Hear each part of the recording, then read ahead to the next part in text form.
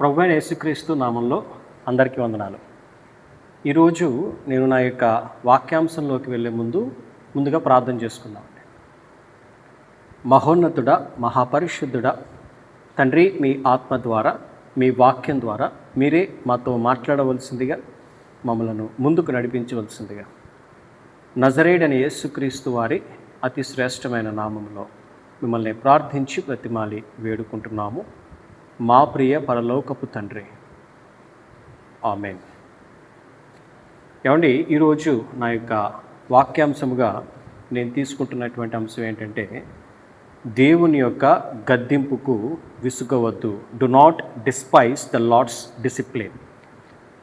ఒక విశ్వాసి దేవునికి ప్రార్థన చేస్తూ, ప్రభువా నన్ను ఆశీర్వదించు, నాకు మంచి ఉద్యోగం దయచేయి, లేదా నాకు మంచి వ్యాపారం దయచేయి, నాకు కావలసినటువంటి ప్రతి అవసరతను తీర్చు, నా ఆర్థిక ఇబ్బందుల నుండి, నా కుటుంబ సమస్యల నుండి నాకు విడుదల దయచేయి నాయన, నన్ను ఉన్నత స్థితిలో ఉంచు, నన్ను బహుగా ఆశీర్వదించు అని ప్రార్థన చేస్తూ ఉంటాడు. ఇలా ప్రార్థన చేయడం ఎంత అవసరమో అదే వ్యక్తి ఈ విధంగా కూడా ప్రార్థన చేయాలండి. ఏమనంటే, దేవా, ఒకవేళ నేను తప్పుడు మార్గాల్లోకి కనుక వెళ్ళిపోతున్నట్లయితే, ఒకవేళ నేను రాంగ్ డైరెక్షన్లోకి నేను వెళ్తున్నట్లయితే నన్ను గద్దించి, అవసరమైతే నన్ను శిక్షించి, మరలా నీ శిక్షణలోనికి, నీ మార్గంలోనికి నన్ను మరలా సరిచేసి తీసుకురండి అని ప్రార్థన చేయడం అంతకంటే చాలా ముఖ్యం. కానీ ఈ రోజుల్లో చాలామంది దేవుడిచ్చేటువంటి ఆ యొక్క ఆశీర్వాదాల కొరకే ఎదురు చూస్తున్నారు, కానీ దేవుని గద్దింపును తీసుకోవడానికి చాలామంది సిద్ధంగా లేరు. ఏమండి, చాలామందికి తెలియనటువంటి ఒక విషయం ఏంటంటే, ఆశీర్వాదం ఎక్కడ ఉంటుంది అని అంటే, దేవుని యొక్క గద్దింపులో మనం ఆ గద్దింపుకు లోబడి మనం పశ్చాత్తాపడి సరైన విధంగా మనం మన యొక్క ఆలోచనలు మలుచుకున్నప్పుడే మనం దేవుని యొక్క ఆశీర్వాదాలు మనం పొందుకోగలుగుతాం. చాలామందికి ఈ విషయం అర్థం కావట్లేదు. దేవుని గద్దింపులకు వారు విసిగిపోతున్నారు, దేవుడు చెప్పినటువంటి మాటలకు వారు తిరగబడుతున్నారు. దానివల్లే మరి ఇంకనూ దేవుని యొక్క ఆశీర్వాదాలకి పాత్రులుగా ఉండలేకపోతున్నారు అనేది వాస్తవం. ఉదాహరణకి మీకు ఒక ఉదాహరణ చెప్తానండి. అదేంటంటే, ఒక వ్యక్తి, ఒక కుటుంబ యజమాని ఈ విధంగా దేవునికి ప్రార్థన చేస్తున్నాడు. ప్రభువా, నన్ను ఆశీర్వదించు, నాకు దీర్ఘాయువు దయచేయి, నా కుటుంబాన్ని ఆశీర్వదించు, నా బిడ్డలను ఉన్నత స్థానంలో ఉంచు, నా భార్యను ఉన్నతంగాను ఉంచు, ఆమెకు కావలసినటువంటి అవసరతలన్నీ మీరు తీర్చు అని చెప్పి ఆ వ్యక్తి, అంటే ఆ కుటుంబ యజమాని, చిన్నపిల్లలతో ఉన్నటువంటి ఆ యొక్క కుటుంబ యజమాని దేవునికి ప్రార్థన చేస్తున్నాడు. దేవునికి ప్రార్థన చేస్తూ ఉన్నాడు. దేవుడి దగ్గర నుంచి ఒక రిప్లై వచ్చింది. అంటే దేవుడు ఆయన వాక్యం ద్వారా ఒక మాట ఆయన మాట్లాడుతున్నాడు. ఆయన ఏమంటున్నాడంటే, నా కుమారుడా, మొదట నువ్వు ఏ అలవాట్లు కలిగి ఉన్నావో, నువ్వు ఒక త్రాగుబోతుగా, ఒక తిరుగుబోతుగా, ఇంకా స్మోకింగ్తో, ఇంకా కైనీలతో నువ్వు ఏ రకంగా అయితే ప్రస్తుతం నువ్వు అలవాట్లలో ఉన్నావో, మొదట ఆ అలవాట్లలో నుండి నువ్వు బయటికి రా అని దేవుడు ఆయన వాక్యం ద్వారా ఆ వ్యక్తిని గద్దిస్తూ వస్తాడనమాట. ఈ వ్యక్తి ఈ రకంగా ప్రార్థన చేస్తున్నాడు. ఒక పక్క నుంచి దేవుడేమో ఆ విధంగా గద్దింపుతో కూడినటువంటి మాట ద్వారా దేవుడు మాట్లాడుతున్నాడు. ఇక్కడ ఈ వ్యక్తి ఏమంటాడంటే, అదేంటి ప్రభువా, నన్ను ఆశీర్వదించమని ప్రార్థన చేస్తున్నా, నన్ను గద్దిస్తావేంటి నీ వాక్యం ద్వారా అని చెప్పి ఈ వ్యక్తి ప్రార్థన చేస్తూ దేవుణ్ణి ప్రశ్నిస్తూ ఉన్నటువంటి వ్యక్తిగా ఉన్నాడనమాట. అంటే ఈ సందర్భం నుంచి మనం అర్థం చేసుకోవాల్సింది ఏంటంటే, అంటే దేవుడు ఎందుకని ఆ వ్యక్తిని గద్దిస్తున్నాడండి? మనం జాగ్రత్తగా ఆలోచిస్తే ఆ వ్యక్తిని ఆశీర్వదించడం కోసమే దేవుడు ఆ వ్యక్తిని గద్దిస్తున్నాడు. ఎందుకంటే ఆ వ్యక్తి ఏమని ప్రార్థన చేశాడు? ప్రభువా, నన్ను ఆశీర్వదించు. ఇన్ని అవలక్షణాలు ఉంటే అతడు సంపాదించే సంపాదన ఏమవుతుందండి? ఈ అలవాట్లకే వెళ్ళిపోతూ ఉంటుంది. నాకు దీర్ఘాయువు దయచేయమంటున్నాడు. అతడు ఒక త్రాగుబోతుగా, తిరుగుబోతుగా ఒకవేళ వ్యక్తి ఉంటే ఆ వ్యక్తికి దీర్ఘాయువు ఎలా వస్తుంది? ఆ వ్యక్తి ఇలాంటి బలహీనతల్లో, ఇలాంటి అలవాట్లలో ఉంటే తన పిల్లలకు ఎలాంటి మంచి భవిష్యత్తు వస్తుంది? తన భార్య ఏ రకంగా సంతోషంగా ఉండగలుగుతుంది? అంటే ఇక్కడ ఆశీర్వాదం అనేది ఎక్కడుంది అని అంటే, దేవుని యొక్క గద్దింపు యందు ఆ వ్యక్తి లోబడినప్పుడు, తన జీవితాన్ని మార్చుకున్నప్పుడే అందులోనే దేవుని ఆశీర్వాదం అనేది దాగి ఉంది అని ఈ వాక్యం ద్వారా ఈ యొక్క ఉదాహరణ ద్వారా మనం అర్థం చేసుకోవాలి. ఈరోజు మనం ఏ రకంగా జీవిస్తున్నాం అనేది ఒక్కసారి మనల్ని మనం ఆత్మ పరిశీలన చేసుకుందాం. నిజంగా మనం దేవుని గద్దింపు ద్వారా మన జీవితాన్ని ముందుకు తీసుకెళ్లే వారంగా మనం ఉన్నామా, లేదా కేవలం ఆశీర్వాదాల వైపే మన చేతులు చాచి మన కనులెత్తి మనం చూసేవారం అయితే మాత్రం అది సంపూర్ణం కాదండి. మనం ఆశీర్వాదం కోసం ప్రార్థన చేయడం తప్పని అనట్లేదు, కానీ దేవుని గద్దింపుకు మనం 100% ఆయనకి లోబడే వారంగా మనం ఉండాలి అని దేవుని వాక్యం చెప్తుంది. ఇక్కడ మరొక ప్రశ్న కొంతమంది అడగచ్చు, ఏమండి ఎందుకంటే దేవుడు అంతా గద్దిస్తాడంటే, దేవుడు ఎక్కువ ప్రేమిస్తున్నాడు కాబట్టి ఆయన అమితంగా ఒక వ్యక్తిని ప్రేమిస్తేనే ఆ వ్యక్తినే దేవుడు గద్దిస్తూ ఉంటాడు. ఎవరినైతే తన సొంత కుమారుల దేవుని ప్రేమిస్తాడో ఆ వ్యక్తినే మరింత ఎక్కువ దేవుడు గద్దిస్తూ ఉంటాడు. ఆ వాక్యం మనం చదువుకున్నట్లయితే సామెతల గ్రంథం 3వ అధ్యాయము, సామెతల గ్రంథం 3వ అధ్యాయము 11-12 వాక్యాలు మనం చూసినట్లయితే, నా కుమారుడా యెహోవా శిక్షను తృణీకరింపవద్దు, ఆయన గద్దింపునకు విసుకవద్దు. తండ్రి తనకు ఇష్టమైన కుమారుణ్ణి గద్దించు రీతిగా యెహోవా తాను ప్రేమించు వారిని గద్దించును. ఇక్కడ దేవుని వాక్యం స్పష్టం చేస్తుంది, నా కుమారుడా అని ఇక్కడ ఈ మాట మనం చూస్తున్నామండి. ఇక్కడ ఏమని ఉంది, నా కుమారుడా యెహోవా శిక్షను తృణీకరింపవద్దు, ఆయన గద్దింపుకు విసుగవద్దు.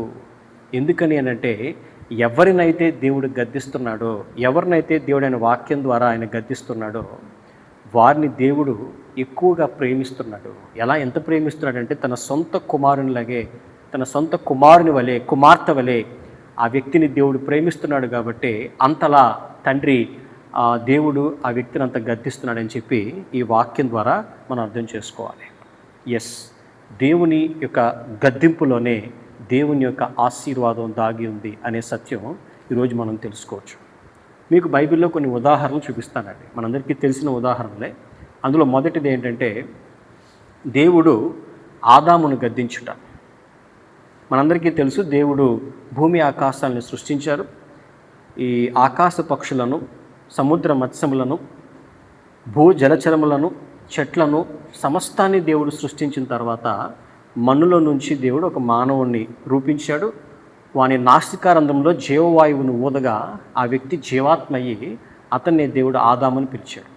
ఏమండి, ఇప్పుడు ఇక్కడ దేవుడు ఆదాముని ఏమని గద్దించాడు, అసలు ఆ సందర్భం ఏంటి మనం చూస్తే బైబిల్ గ్రంథంలో ఆ వాక్యం మనం చూసినట్లయితే ఆదికాండం 2వ అధ్యాయము 16-17 వాక్యాలు మనం చూసినట్లయితే, మరియు దేవుడైన యెహోవా, ఈ తోటలోనున్న ప్రతి వృక్ష ఫలములను నీవు నిరభ్యంతరముగా తినవచ్చును, అయితే మంచి చెడ్డల తెలివినిచ్చు వృక్ష ఫలములను తినకూడదు.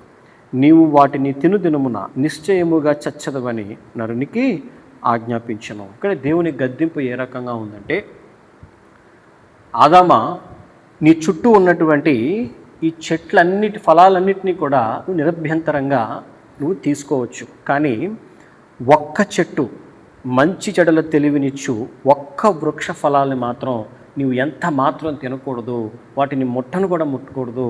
ఒకవేళ వాటిని నువ్వు తినే వ్యక్తివైతే నీవు చనిపోతావు, నువ్వు చావవలసి ఉంటుందని చెప్పి చాలా ఖండితంగా ఇక్కడ దేవుడు ఆజ్ఞాపించినట్లుగా, గద్దించినట్లుగా మనం చూస్తున్నామండి. కానీ ఇదే ఆదాము ఏం చేశాడు,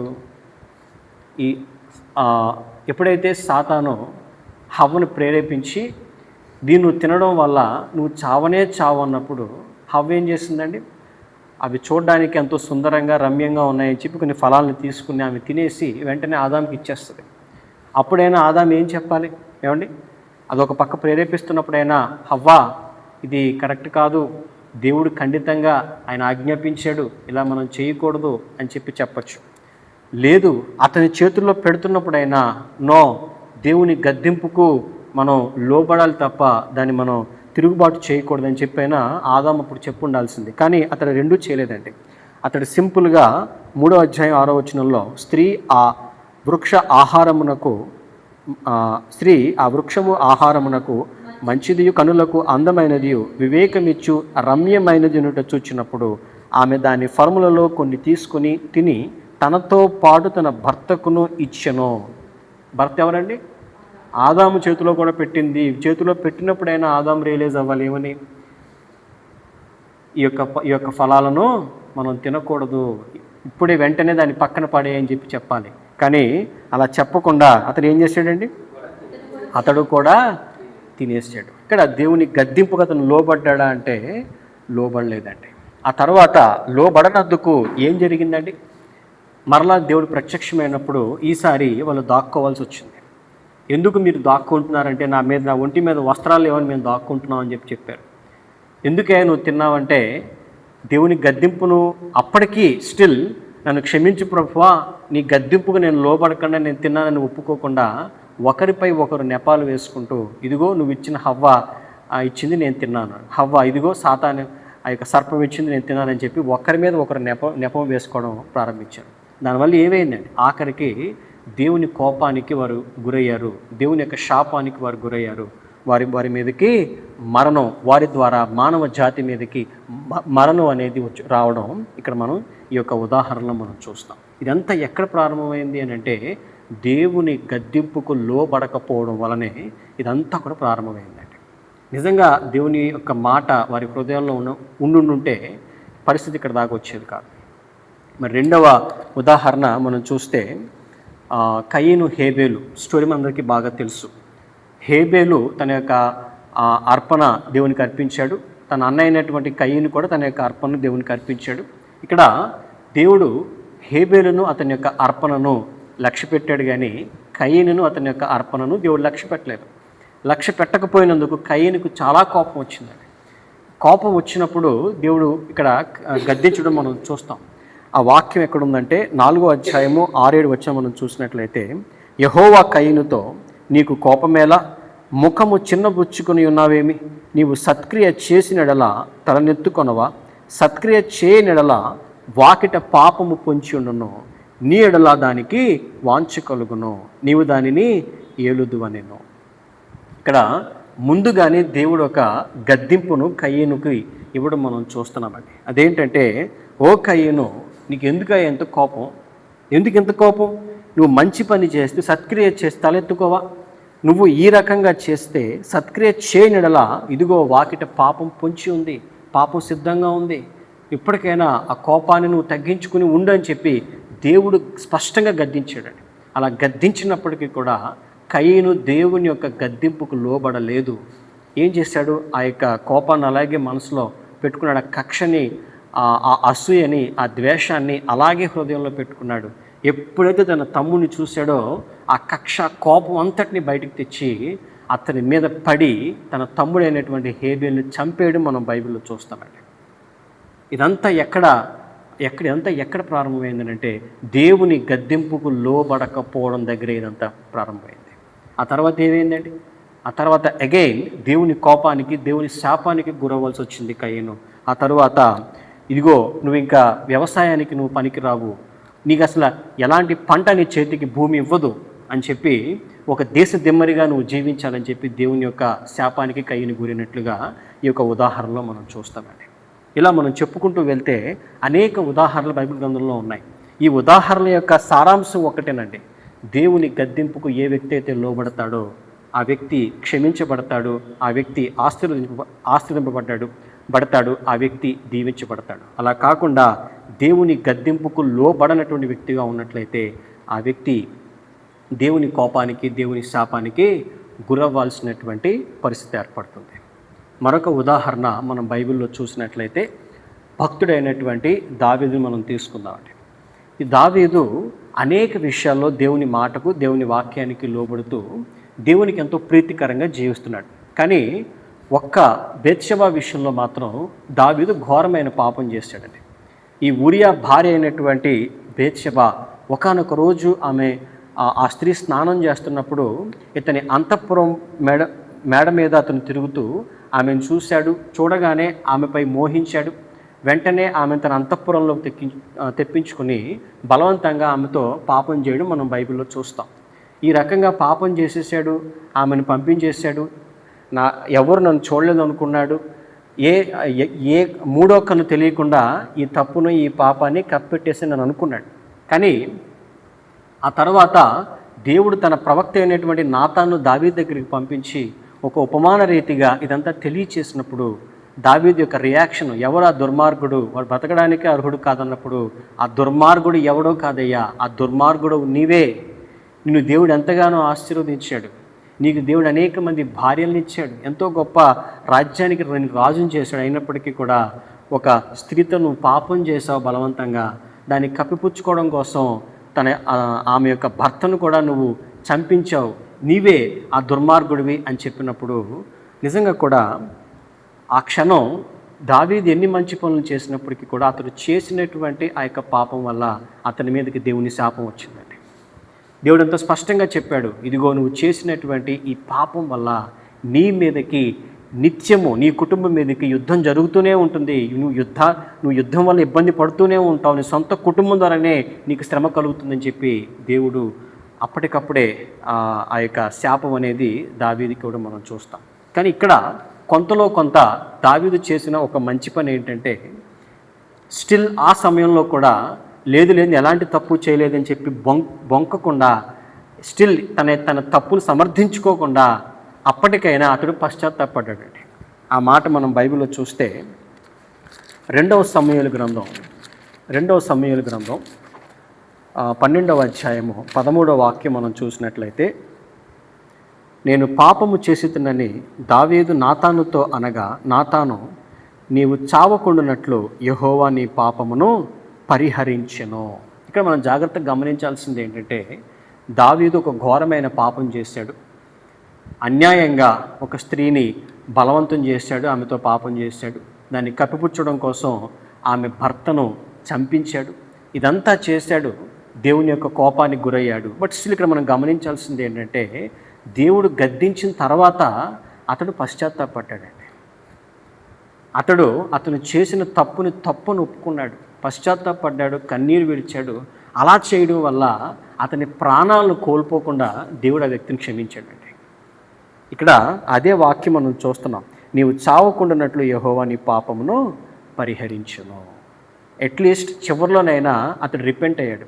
కానీ కొంతమంది నిజంగా కూడా పరిస్థితులు అంతా దిగజారిపోతున్నప్పటికీ కూడా, దేవునికి వారు ఇంకా దూరం అయిపోతున్నప్పటికీ కూడా స్టిల్ పశ్చాత్తాపడకుండా వారు చేస్తున్నటువంటి అదే తప్పును, అదే పాపాన్ని సమర్థించుకుంటూ వస్తున్నారు. ఇది ఎంత మాత్రం మంచిది కాదండి. ఇక్కడ దావీదు ఈ రకంగా పశ్చాత్తాపడ్డాడేమో, అట్లీస్ట్ తన ప్రాణాలను కాపాడుకోగలిగాడండి. ఆ బేత్షెబాతో పుట్టినటువంటి బిడ్డ ఏమైందండి? చనిపోయింది. మరొక చోట కీర్తనల గ్రంథంలో కూడా అతడు ఏ రకంగా పశ్చాత్తాపడ్డాడో కూడా అక్కడ మనం వాక్యంలో చూడొచ్చు. కీర్తనల గ్రంథం 51వ కీర్తన మనం చూసినట్లయితే, 51వ కీర్తనలో 10-11 మనం చదువుకున్నట్లయితే, దేవా నాయందు శుద్ధ హృదయము కలుగజేయము, నా అంతరంగములో స్థిరమైన మనసు నూతనముగా పుట్టించుము, నీ సన్నిధిలో నుండి నన్ను త్రోసివేయకము, నీ పరిశుద్ధాత్మను నా యొద్ద నుండి తీసివేయకము. ఈ మాటలు దావీదు ఎప్పుడు రచించాడు, ఎలాంటి సందర్భంలో రచించాడనంటే, దావీదు బేత్షెబా యొద్దకు వెళ్ళిన తరువాత నాతాను ప్రవక్త అతని యొద్దకు వచ్చినప్పుడు అతడు రచించిన కీర్తన. ప్రవక్త అయినటువంటి నాతాను దావీదును గద్దించిన తర్వాత అప్పుడైనా దావీదు పశ్చాత్తాపడ్డాడండి.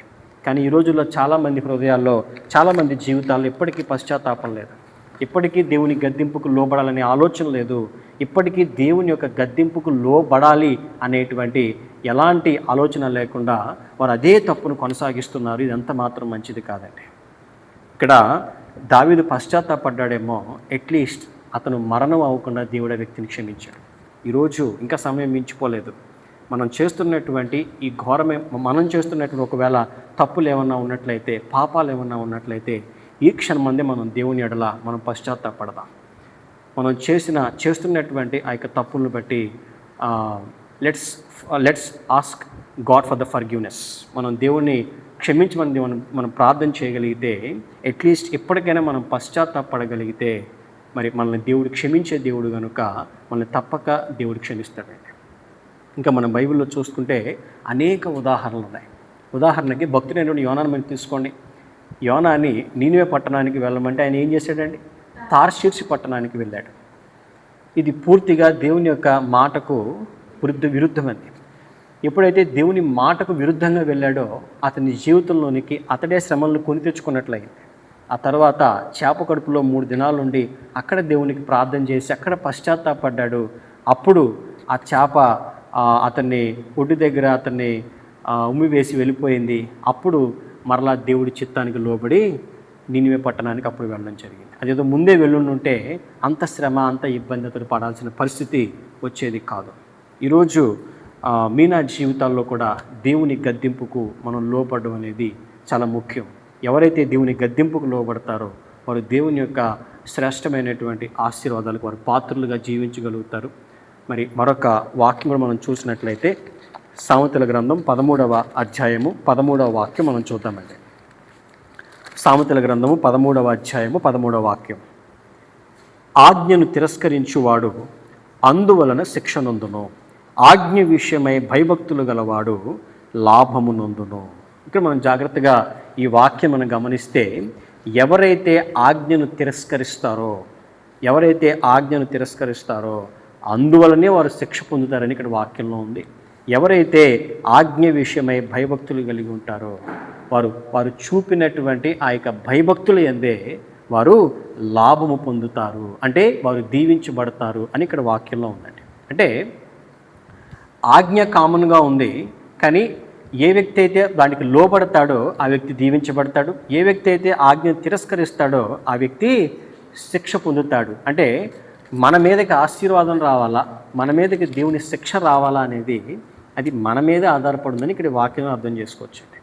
ఎదురు మనం దానికి ఆజ్ఞకు లోబడతామా లేదా అనేది మనం తీసుకునేటువంటి నిర్ణయాల మీదే అది ఆధారపడి ఉంది. కనుక మనం ఎల్లప్పుడూ కూడా దేవుని యొక్క మాటకి మనం లోబడదాం, దేవుని యొక్క గద్దింపులకు మనం లోబడదాం, మనం పశ్చాత్తాపడదాం. ఒకవేళ ఎందుకంటే ఒక మనిషి తప్పులు చేయడం సహజం, మానవ సహజం. కానీ ఎప్పుడైతే దేవుడు గద్దించాడో ఆ గద్దింపుకు లోబడి మన యొక్క ఆలోచన మనం మార్చుకున్నప్పుడు, దేవుని యొక్క వాక్యానికి మనం లోబడినప్పుడు అప్పుడు అది మనకి నిజమైనటువంటి ఆశీర్వాదంగా మన జీవితంలో ఉంటుంది. కాబట్టి let's do not despise the lord's discipline. దేవుని గద్దింపుకు మనం లోబడదాం, దేవుని చిత్తానికి మనం లోబడదాం, దేవుని యొక్క వాక్య ప్రకారం మనం జీవిద్దాం. దేవుడు తన పరిశుద్ధ వాక్కును దీవించి ఆశీర్వదించును గాక. ఆమేన్. ప్రార్థన చేసుకుందామండి. ప్రేమ కలిగిన మా తండ్రి, దయ కలిగిన మా ప్రభువా, కృప కలిగిన మా తండ్రి యేసయ్య, మీ పరిశుద్ధమైన శ్రేష్టమైన ఘనమైన నామానికి లెక్కలేని స్తోత్రాలు, కృతజ్ఞతాస్తుతులు చెల్లిస్తున్నాము తండ్రి. ఇదిగో తండ్రి, ఈరోజు మీరు మాతో మాట్లాడినటువంటి ఈ ప్రతి మాటను మా హృదయమును పలక మీద రాసుకోవడానికి మాకు సహాయం దయచేయండి తండ్రి. ఆజ్ఞను దీపముగా, ఆజ్ఞను మా హృదయంలో దాచిపెట్టుకుని తండ్రి అట్టి విధంగా జీవించగలిగే కృప మాకు దయచేయవలసిందిగా. ఒకవేళ మేము తప్పుడు మార్గాల్లోకి మేము వెళ్తున్నట్లయితే మమ్మల్ని గద్దించి, మమ్మల్ని శిక్షించి నాయన మమ్మల్ని వెనక్కి తీసుకురావాల్సిందిగా, మీ మేలుకరమైనటువంటి మార్గం మమ్మల్ని నడిపించవలసిందిగా నజరేయుడైన యేసుక్రీస్తు వారి అతి శ్రేష్టమైన నామంలో మిమ్మల్ని ప్రార్థించి ప్రతి మారి వేడుకుంటున్నాము మా ప్రియ పరలోకపు తండ్రి. ఆమేన్, ఆమేన్, ఆమేన్. అందరికీ వందాలండి. అందరికీ ప్రైజ్ ది లార్డ్.